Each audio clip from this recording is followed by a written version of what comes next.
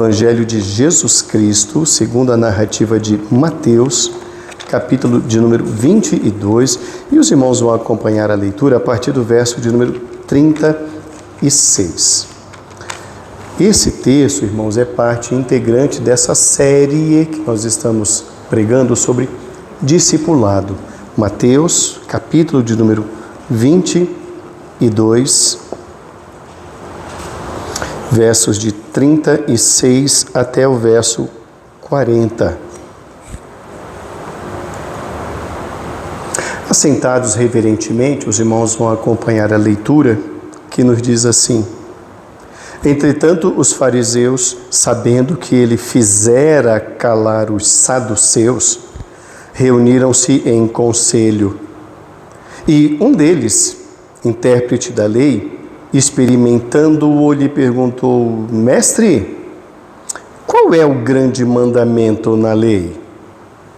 Respondeu-lhe Jesus: Amarás o Senhor teu Deus de todo o teu coração, de toda a tua alma e de todo o teu entendimento. Este é o grande e primeiro mandamento. O segundo, semelhante a este, é: Amarás o teu próximo como a ti mesmo. Destes dois mandamentos dependem toda a lei e os profetas. Que Deus nos abençoe, irmãos, em nome de Jesus. Amém. Nessa terceira mensagem sobre discipulado, e nós vamos desenvolver um pouco mais esse tema, discipulado, existe uma razão para isso, né? A expressão ou palavra discipulado, irmãos, ela tem a ver com aprendizado, aquela pessoa que está começando, está iniciando e precisa ser orientada, precisa ter conhecimento, precisa saber o sim, o não, o certo e o errado, fazer diferenciação de caminhos, atitudes, palavras, e a gente vê isso nas Escrituras. Quando Jesus chama os seus discípulos, e a palavra significa aprendiz, ele vai ensinando, ele vai tratando, ele vai caminhando, e cada dia era um aprendizado, cada situação um aprendizado. Houve momentos em que o Senhor mesmo chamou os discípulos para o desafio, não é? Quando no momento em que as multidões eram muitas ao redor dele e vieram dizer assim para ele: Senhor, despede as multidões porque é muita gente. Jesus os convida para o desafio quando diz assim: dai-lhes vós mesmos de comer. Então Jesus desafia, ele quer ver o que está acontecendo, ele quer ver o crescimento nos seus discípulos. E conforme nós vimos na escola bíblica dominical, existem algumas áreas que a gente aprende com mais facilidade, mais rapidez, é mais fácil para a gente. Já outras áreas não, outras áreas demandam tempo, porque a gente oferece resistências. As resistências estão dentro de nós. Então, quanto mais resistências ofertamos, mais tempos nós passamos naquela prova. Por quê? Porque ela não vai ser mudada enquanto aquilo não for vencido. Vencida aquela prova, virão outras. Mas me faz lembrar de uma professora que nós tínhamos na terceira série do ensino médio, aqui na cidade de São Paulo. Nós tínhamos duas professoras de língua portuguesa. Uma trabalhava só gramática e outra trabalhava somente literatura. As duas eram excelentes, mas a professora de literatura, um dos conteúdos logo do primeiro bimestre era figuras de linguagem. Metonímia, prosopopeia e tantas outras que até hoje eu não aprendi. Enfim, como nós fomos muito mal, mas o nosso rendimento foi horrível, ela repetiu esse conteúdo até o quarto bimestre. Olha que danada. Por quê? Porque se a gente não aprendeu, ela queria que nós aprendêssemos. E todas as provas, até o final do ano, ela colocava um texto para a gente identificar as figuras de linguagem. Bom, nós amávamos essa professora, vocês entendem o que eu estou falando. Assim é Jesus. A vida ela é repleta de provas, e muitas provas. Por isso nós precisamos sim aprender que caminhar com Jesus, irmãos, é um discipulado, é um eterno aprendizado. Ninguém está pronto, nós vamos sendo transformados, como diz a Bíblia, até que Cristo seja formado em nós. A vida cristã é assim. Se existem áreas que são fáceis para nós, que nós já fomos aprovados e fomos muito bem, por outro lado, existem outras que a gente oferece essas resistências. Esse texto vai nos falar sobre isso. Esse texto está nos apresentando um momento, irmãos, em que Jesus Cristo está sendo questionado. E nos diz o texto aqui, é que os fariseus, que eram uma seita da época, uma outra seita eram os saduceus. Os fariseus se reuniram e eles eram grandes intérpretes da lei, eles eram grandes estudiosos da lei.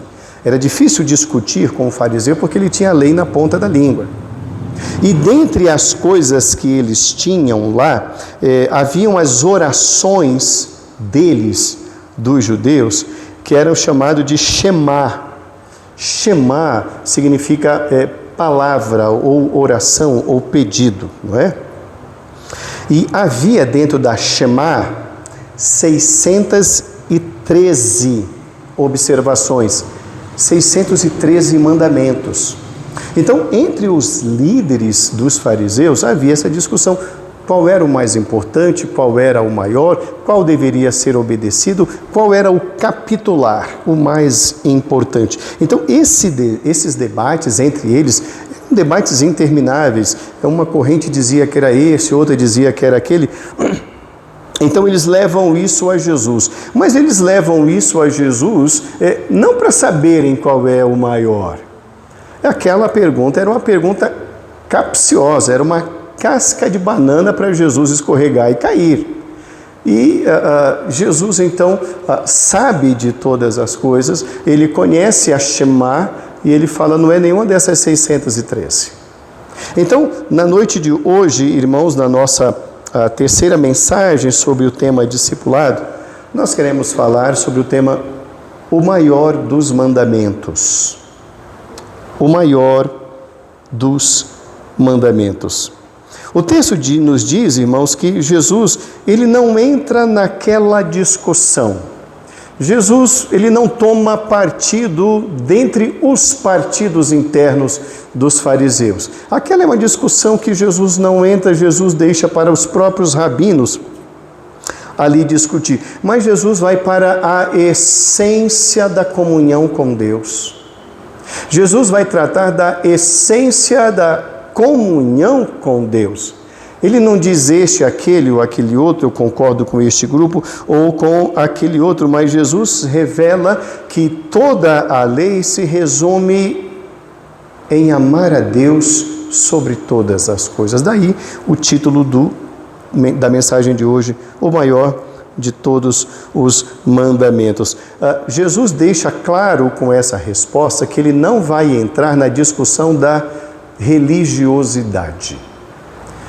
Os fariseus, eles eram muito religiosos, mas eles eram inimigos ou adversários dos saduceus, que eram outro partido político da época, que não vale a pena a gente discutir sobre eles agora. Vamos focar nesse texto, que esse texto é muito importante. Jesus não entra nas discussões, nos pormenores ou nas picuinhas particulares das religiões, sejam elas quais forem. Jesus não tem essa preocupação. A preocupação de Jesus é ligar o homem a Deus. Essa é a maior preocupação de Jesus. Por isso o Senhor Jesus dá a resposta: amar a Deus sobre todas as coisas, e o segundo é semelhante a esse: amar ao próximo como a si mesmo. Algumas lições nós queremos aprender, irmãos, sobre o tema de hoje, o maior de todos os mandamentos. A primeira lição que nós queremos extrair para a nossa reflexão sobre discipulado na noite de hoje, irmãos, é que há um chamado ao amor supremo de Deus. Existe um chamado ao amor supremo de Deus. O verso 37, Jesus diz: amarás o Senhor teu Deus de todo o teu coração, de toda a tua alma e de todo o teu entendimento. Jesus Cristo está citando um texto do Velho Testamento, Deuteronômio capítulo 6. Ali em Deuteronômio capítulo 6 há toda essa questão dos mandamentos. E Jesus Cristo não está fugindo do Velho Testamento, ele o cita, mas ele vai citar com a aplicação que lhe é devida. Ele vai deixar uma coisa muito clara, que amar a Deus não é verbalizar. Ele vai dizer que amar a Deus é algo atitudinal. Ele vai dizer que amar a Deus é algo relacional.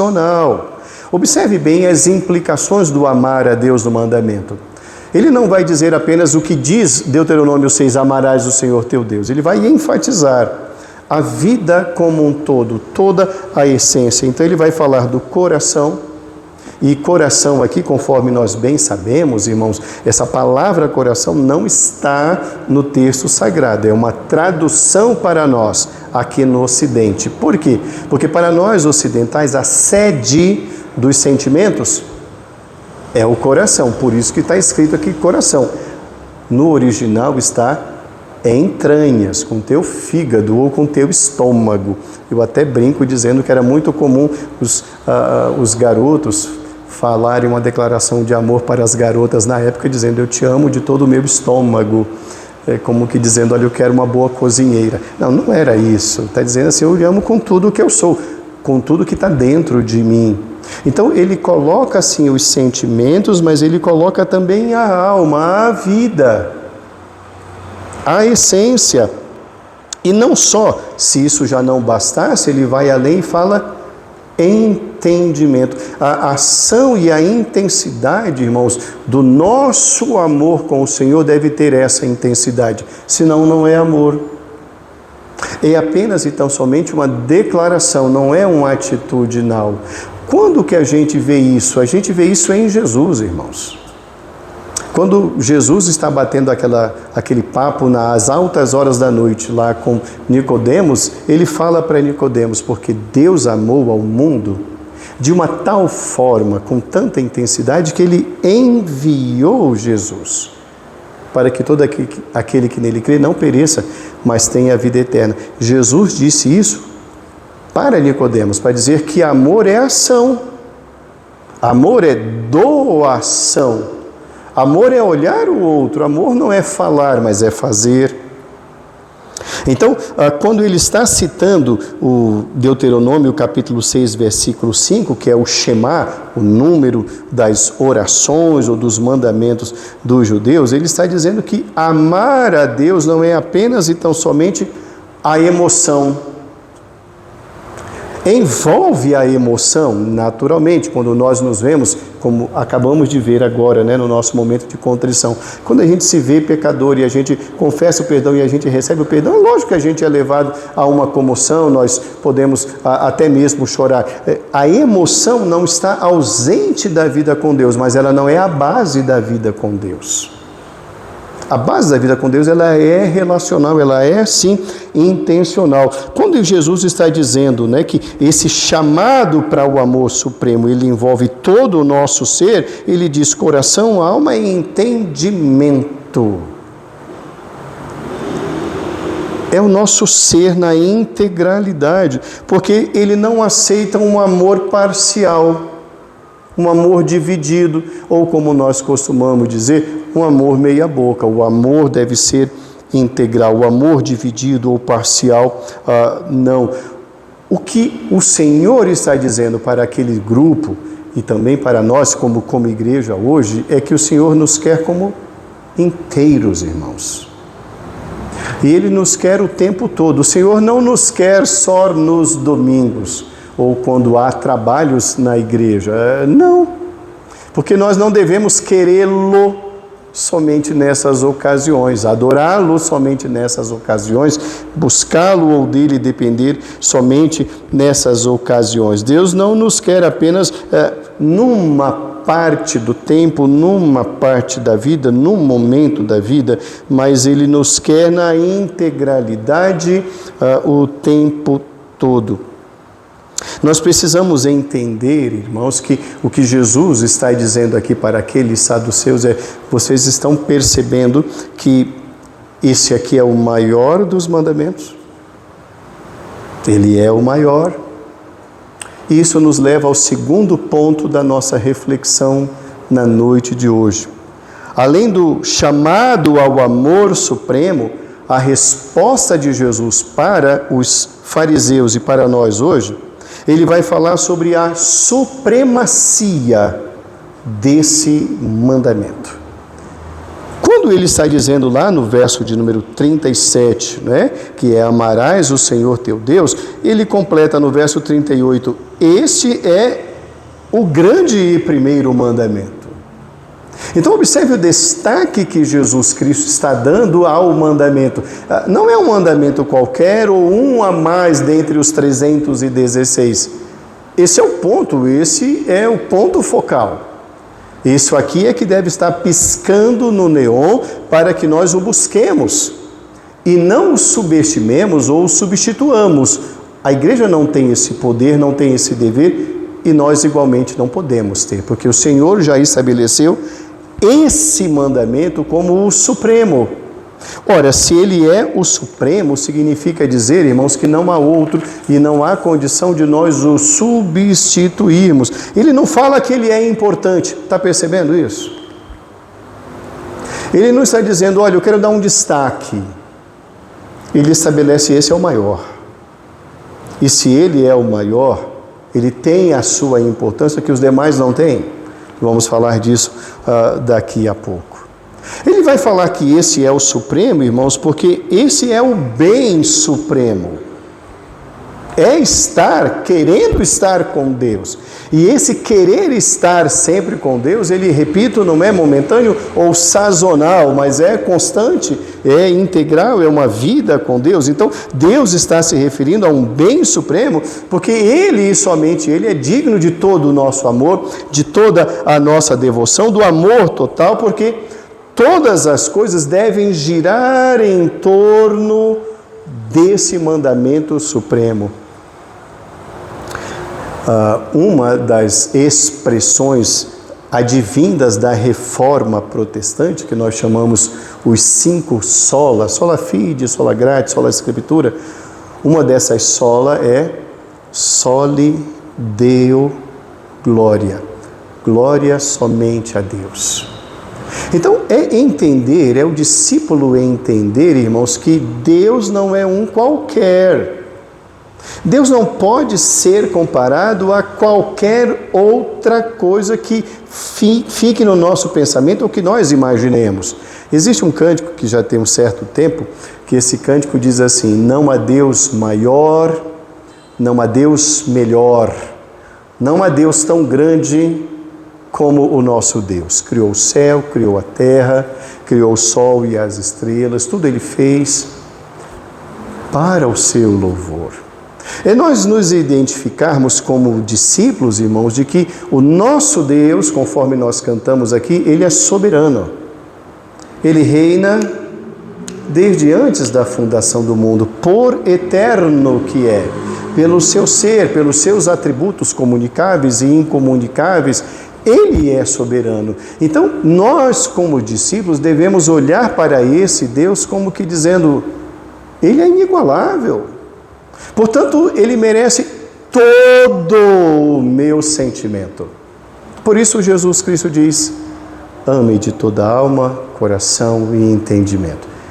Esse é o amor soberano, esse é o soberano, porque estamos crendo num Deus soberano. Uma das nossas grandes falhas e um dos nossos grandes pecados, e quem tem o hábito de orar por cada uma das falhas, tem pessoas que fazem isso, geralmente quem faz isso, talvez não se lembre de pedir perdão por não amar a Deus adequadamente. Isso deve ser motivo do nosso pedido de perdão. Porque a orientação que Jesus Cristo faz é, ame ao Senhor nesse padrão. E aí nós perguntamos, irmãos, nós conseguimos isto? Puxa vida, certamente não. Então isso deve ser objeto, irmãos, da nossa petição. Meu Deus, me ensine a orar, me ensine a amar ao Senhor assim.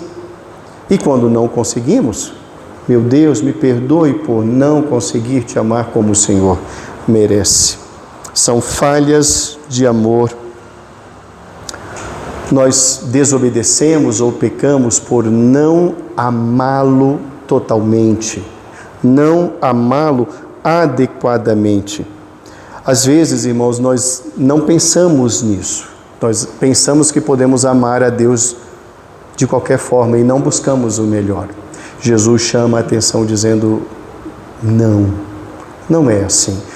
A vida com Deus, irmãos, conforme nós falamos bastante na escola dominical, e queremos deixar sempre claro, nós vamos bater bastante nessa tecla, é que a nossa vida com Deus, a nossa vida discipular, a nossa vida de discípulos, ela é sempre relacional. Não existe discípulo que não siga Jesus.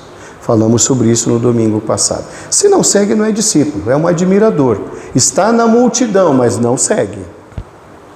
Então, há a necessidade de termos essa convicção, irmãos, dessa questão relacional com o Senhor Jesus.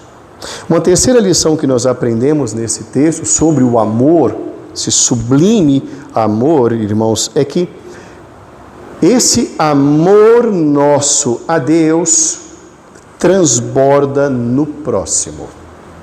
O nosso amar a Deus dessa maneira transborda no próximo. O verso 39. Verso 39, ele diz, o segundo, semelhante a este, é, amarás ao teu próximo como a ti mesmo. Observe muito bem que Jesus, ao responder àquele grupo, daquela seita, daquele grupo religioso, ele está unindo as duas coisas na cruz, o amor a Deus e o amor aos homens. A gente observa aqui, irmãos, que é exatamente o que Jesus fez na cruz. Ele foi obediente até a morte de cruz, ele obedeceu a Deus e ele amou aos homens, morrendo na cruz por eles. Então, quando a gente olha para a figura da cruz, a cruz vazia, irmãos, ela ecoa o próprio amor de Deus e a grandeza do amor de Jesus para com a sua igreja. Por isso que a Bíblia diz que amou-os até ao fim. Existe então ali na cruz a relação do amor vertical e do amor horizontal, e Jesus diz, o nosso amor para com Deus transborda no amor de uns para com os outros. Não existe, irmãos, a possibilidade de um discípulo amar a Deus e odiar os irmãos. Isso é um contrassenso. Então não há um amor a Deus. Então essa mesma busca deve ser observada por nós da mesma maneira. A Bíblia nos diz que aquele que diz que ama a Deus e odeia o seu irmão, nele não está a verdade. Ou seja, há algo ali que não está sendo coerente. O nosso relacionamento com Deus, irmãos, também se revela na nossa relação com os irmãos. É fruto disso. Observe muito bem o que Jesus diz no verso seguinte. No verso seguinte, que é o verso 40, Jesus diz assim, destes dois dependem todas as outras coisas. A lei e os profetas, que era a Bíblia da época.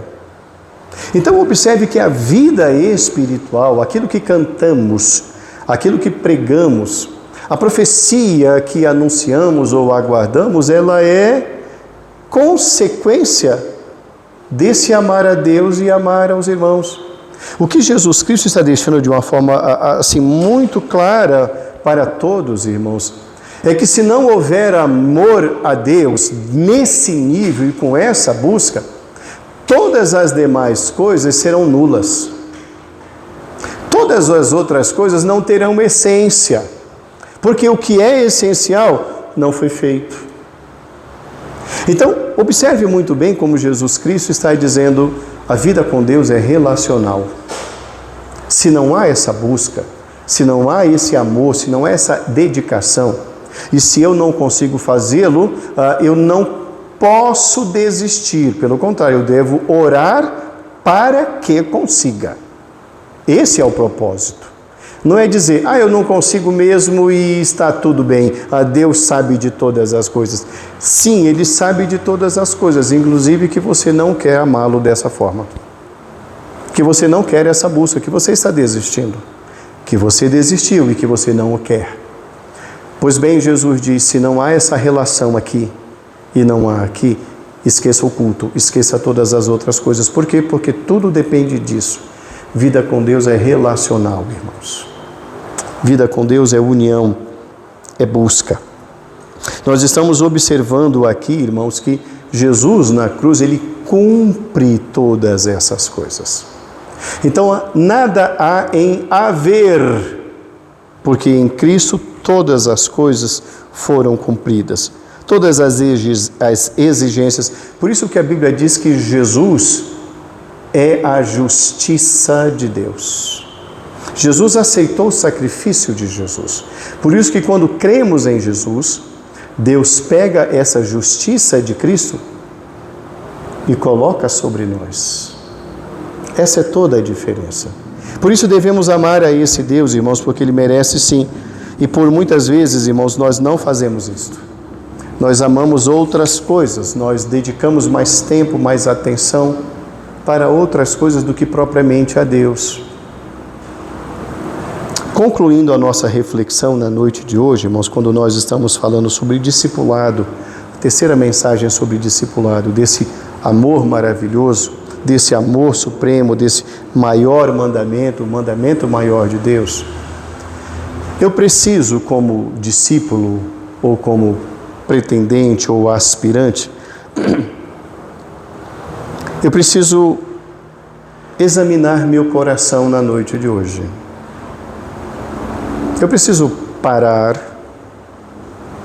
eu preciso desligar o celular, preciso desligar a TV, eu preciso ter um tempo de reflexão.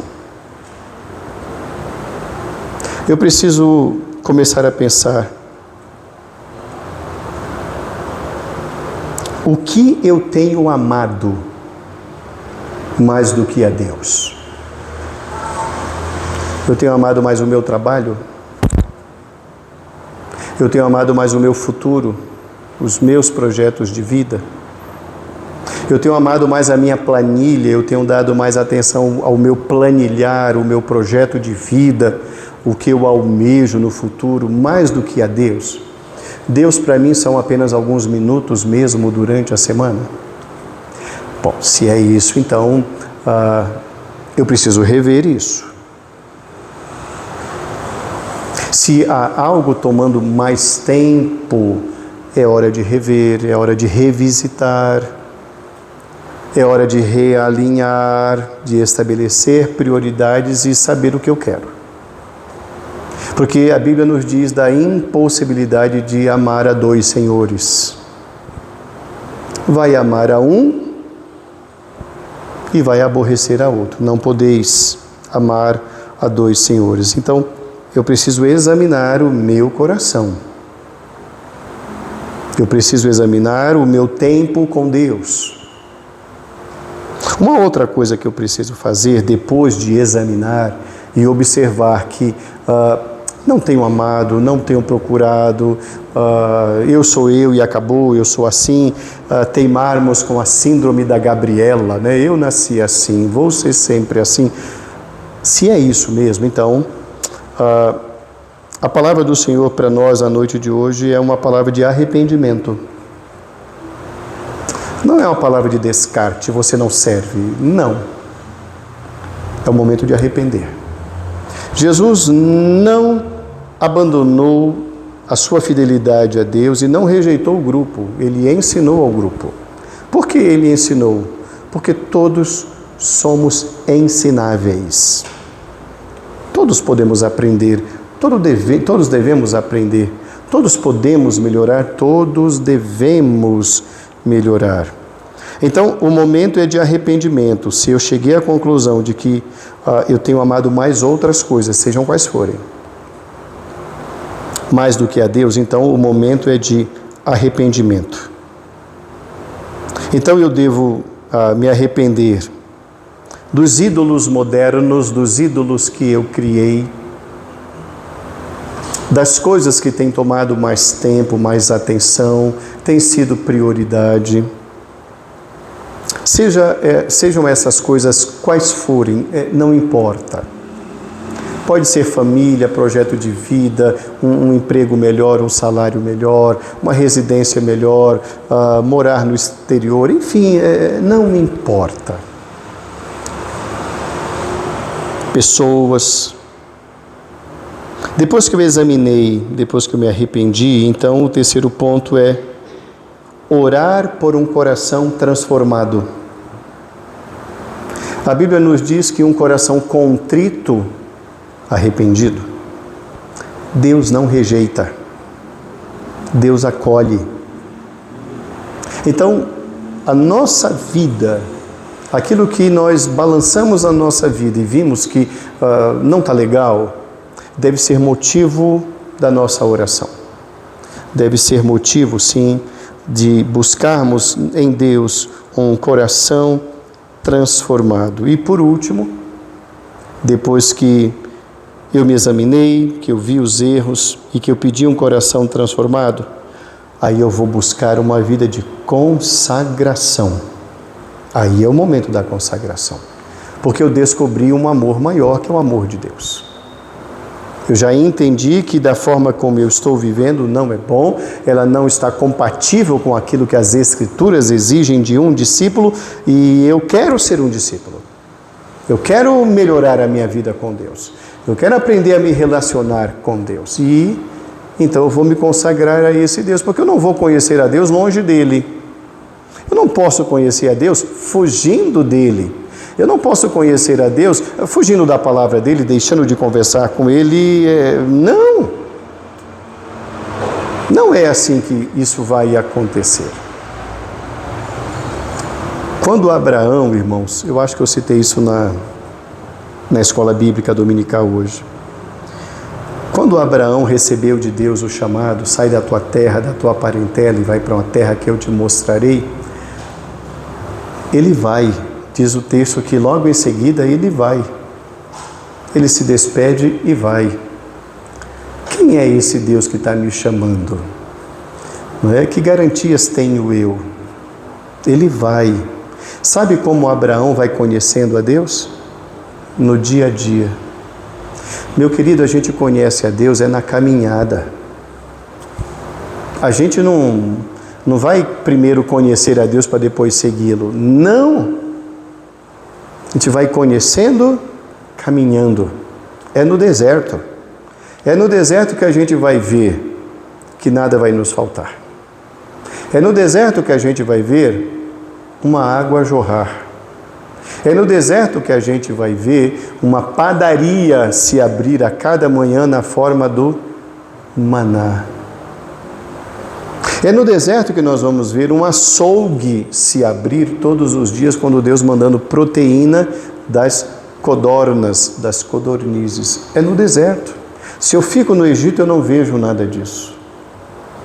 Se eu fico no Egito, eu vou ver cada vez mais coisas do Egito, próprias do Egito, mas eu não vou ver Deus. Eu não vou conhecer a Deus.